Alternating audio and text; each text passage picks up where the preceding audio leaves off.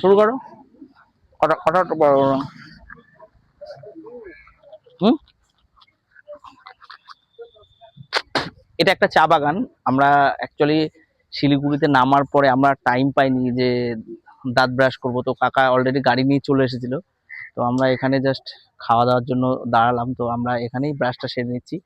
এটা দেখাতে বলবো আমাদের ক্যামেরাম্যান বিদেশকে যে চারদিকে যে চা বাগানের মধ্যে আমরা দাঁড়িয়ে দাঁত ব্রাশ করছি। আর খুব সুন্দর লাগছে। ওই যে ট্রেন লাইনটা একটু দেখানোর জন্য অনুরোধ করব।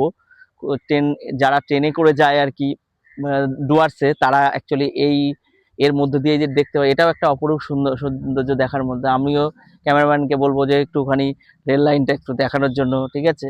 আর চা বাগানের মধ্যে ঢুকেছি একটু একটু আমাদের দেখাতে যে এই যে এই সেই চা বাগান, এই সেই চা বাগান।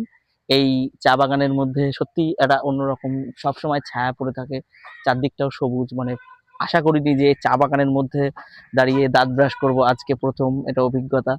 আর এদিকটা একটু দেখানোর জন্য ক্যামেরাম্যানকে অনুরোধ করব। খুব সুন্দর। Thank you, thank you. ক্যামেরায় সহযোগিতায় ছিলেন বিদেশ মণ্ডল।